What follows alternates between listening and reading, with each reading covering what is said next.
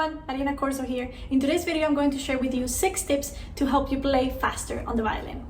Tip number 1, relax. Relax your fingers, relax your body, so that you can last longer playing the violin and also play faster. When I was younger, whenever I tried to play something fast in orchestra or my own pieces, I would usually tense up trying to get all of those notes right. And what I did is that it didn't help me play faster at all. I would usually make mistakes. So later on I realized, hey, if I relax my fingers and I relax my body, look how much better I feel when I'm playing. And I can also last longer while I'm playing.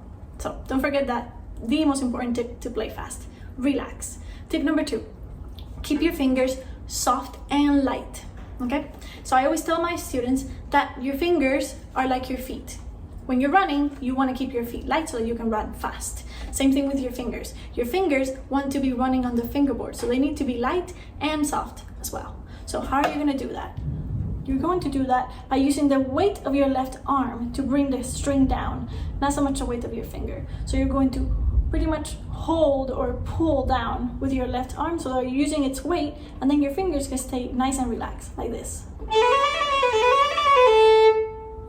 Okay, tip number 3 is keep your fingers close to the fingerboard. Don't lift them far away when you're playing. If you lift them far away, then look at the distance that it has to travel down to come back to the string. That won't help you play fast. So even when you're practicing a song and you're learning it for the first time and you're practicing slowly the way it should be, make sure that you are still keeping your fingers really close to the string so that they're readily available to play whenever you need them to. So like this.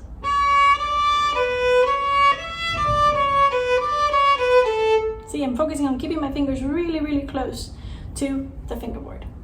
Tip number 4, decide whether you want to leave some fingers down or lift them. Okay, this is really important.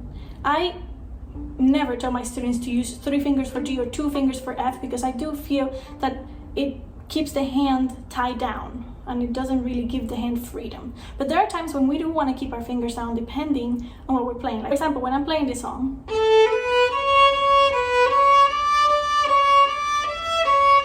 see, I'm keeping my 2nd and 3rd finger down because I do feel that when I play it fast, it helps me. So it depends really on what you're playing. If I'm playing a scale,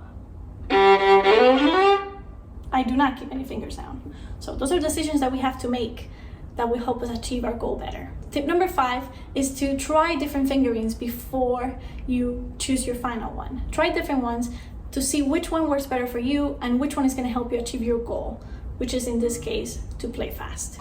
I played for many years this scale this way, with that fingering, and I had to shift many times. I was never able to play fast enough, and now I'm trying this one, and I think that works much better. Tip number 6 is to relax your bow arm. So you want to think of your bow arm as one unit working together, and it's a unit that has to be just as relaxed as your left hand is, so that all of your joints are movable and flexible. Okay, now for beginners, sometimes it's really hard for them to relax because you might not have a very good bow hold, or you might be thinking that you have to grip your bow hold when you play, and you don't. You actually want to keep your fingers very nice and relaxed because they really won't fall. Your bow won't fall even if you just hold it with 2 fingers. So this hand is really not holding, it's just guiding, okay? And then that way you can relax your fingers, and in turn you can also relax your wrist so that you can play fast.